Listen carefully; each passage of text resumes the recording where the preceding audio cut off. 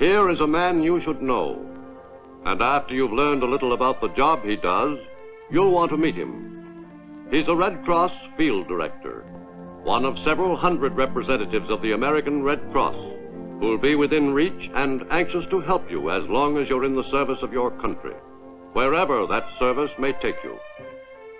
These field directors are representatives of an organization which has roots in every city and town in the U.S. By act of Congress, the American Red Cross is an official adjunct of the U.S. military service, and your Commander-in-Chief, the President of the United States, is its honorary chairman. American Red Cross activities all over the world are directed from headquarters in Washington. In its special mission of assisting the men and women of the U.S. Armed Forces, the Red Cross maintains a network of offices at every post, base, station, and hospital of any size, spread all over the globe. On that eventful day when you leave the U.S. for your overseas assignment, you're quite likely to find a Red Cross field director going along, starting on his own tour of duty abroad.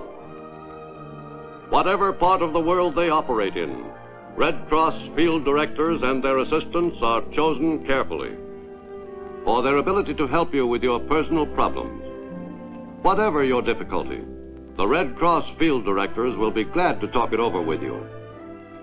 You'll find they have a genuine interest in helping to solve your problem, no matter how complex it may seem to you at the moment. For whichever branch of the service you're a part of, there are inevitable adjustments to be made. If you should have a problem which the Red Cross is not equipped to handle, the field director will put you in touch with the person best qualified to deal with it. Perhaps your legal officer or your chaplain, with whom he works closely. Whether or not you accept the suggestions the field director makes is a matter for you to decide. Naturally, he will expect you to help as much as possible in trying to resolve your problem. In all his dealings with you, your Red Cross field director will keep the matter under discussion in strictest confidence. You may be sure that he regards your personal situation as top secret.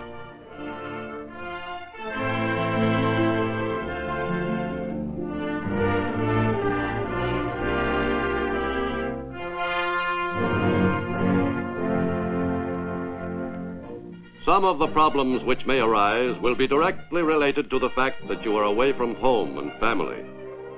And they may develop during the strenuous days of early training, when you're having a tough enough time adjusting to the demands of the military life, learning the fundamentals of a job unlike any you've ever undertaken before. That was exactly what happened to Private Abel. Suddenly confronted by an urgent problem relating to his family, Abel quickly reported his situation to his company commander. Sir, Private Abel has permission of the first sergeant to see the commanding officer. At ease, Abel. What is it? Well, sir, it's my family. I hear there's been a flood back home and my family's been wiped out. There's not a trace of them anywhere. I feel like I ought to get home right away, sir. Let's ask the Red Cross to get a report on the situation from your home chapter. I'll tell the field director you'll be over to give him the story as you've heard it. Then we can decide what to do. The report that Abel had received was no exaggeration. The flood was, in fact, one of the worst which that part of his state had ever experienced.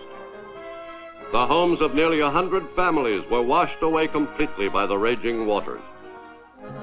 The Red Cross was on the job immediately, performing the customary invaluable services during time of disaster. Red Cross units located many of the homeless who had been reported missing. Among them, Private Abel's parents. You're Mr. and Mrs. Abel. That's right. Mr. Abel, you live at Mill Road, Hillsville, don't you? Been there 13 years. You have a son in the service? That's right. Boy Arthur. He's in the Army. Why? Well, he's been pretty worried about you two. But now we'll be able to tell him you're all right. Now tell me, were you able to salvage anything? At his base, Private Abel was naturally greatly relieved. Well, I'd still like to get home, but I guess it isn't necessary now. Thanks a lot for everything. You're quite welcome, Abel. Goodbye. With Abel's problem resolved, the field director received another caller, accompanied by the lieutenant who was training his company. Here's the wire from your home chapter, Sergeant Scott. Your wife, Marjorie, was hospitalized last night with virus pneumonia. Your 2 children are being taken care of temporarily by neighbors. The doctor recommends a serviceman's presence. All right, Scott. If you want the leave, I'll make arrangements for you to pick up the papers immediately. But the solution was not that simple in Scott's case.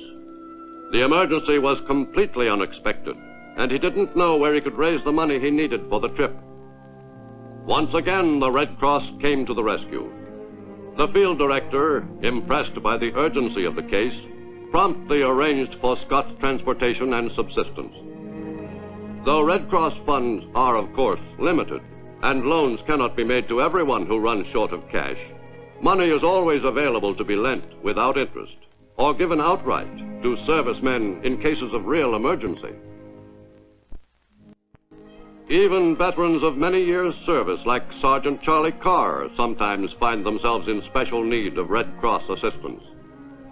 An Air Force technician, Carr had recently been recalled to active duty after a lapse of several years.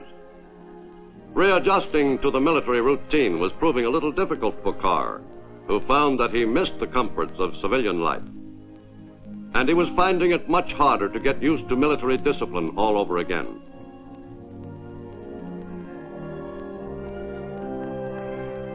After World War II, Carr had married and settled down.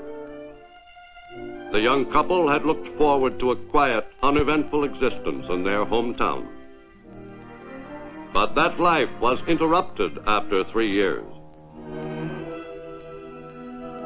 During his second tour of duty in the service, Carr was hospitalized for a lengthy period. And at the doctor's suggestion, the Red Cross helped arrange to have his wife come to see him. Good morning, Sergeant. Good morning. I've just been talking to your chapter about your wife, and everything's all set. She'll be here Tuesday morning. That's fine. You know, we've had quite a problem finding a place for her to stay. There's nothing on the base, and the hotel in town is all filled up. Well, where will she stay then? The local chapter's been able to make arrangements for a room for her with a private family, about 5 miles down. When Mrs. Carr arrived, the volunteers in the Red Cross Motor Service provided daily transportation to and from the hospital. Just another one of the many services which the Red Cross performs quietly and efficiently, and of course without charge.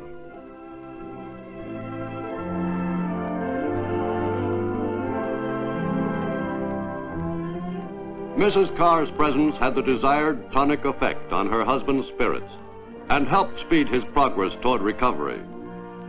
In a relatively short time, Sergeant Carr began to feel like his old self.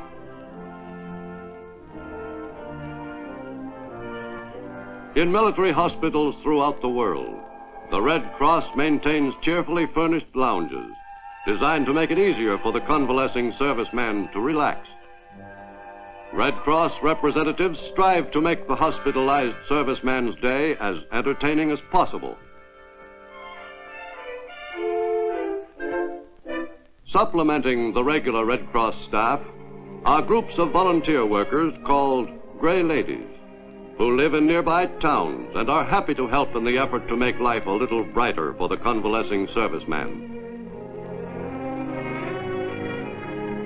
Thus, through the efforts of these volunteer workers, the patient's physical recovery is usually matched by a corresponding improvement in their spirits.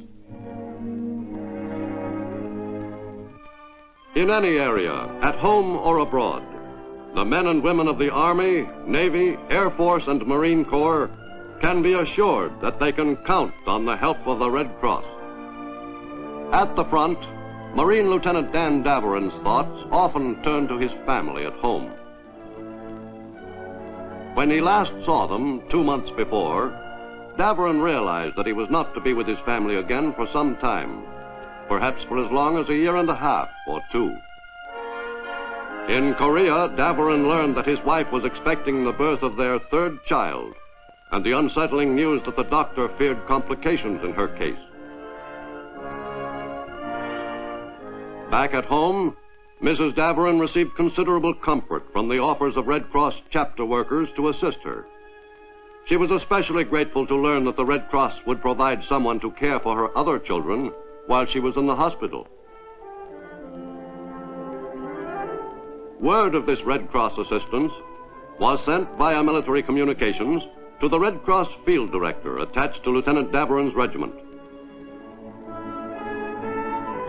Finally, in Korea, at the front, Lieutenant Davoren was told by the field director that his wife had given birth to a son, and that both mother and child were doing well.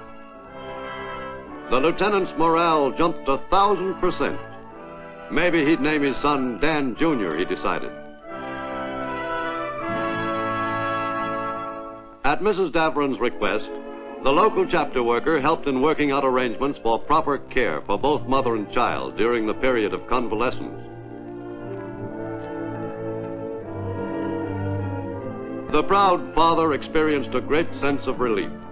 His anxiety about the well-being of his wife and child was gone, and his efficiency was not impaired. Today, and in the years ahead, as the youth of America is serving our country, the American people, through the Red Cross, will be serving them. America's men and women in the armed forces, who are contributing so directly to the nation's security, must be fit and untroubled in order to serve their country well. The task of easing your personal problems has been assumed by the American Red Cross.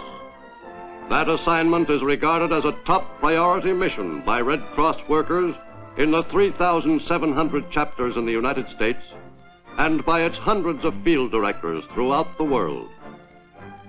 When you need help, don't hesitate to call on the Red Cross. It's your Red Cross.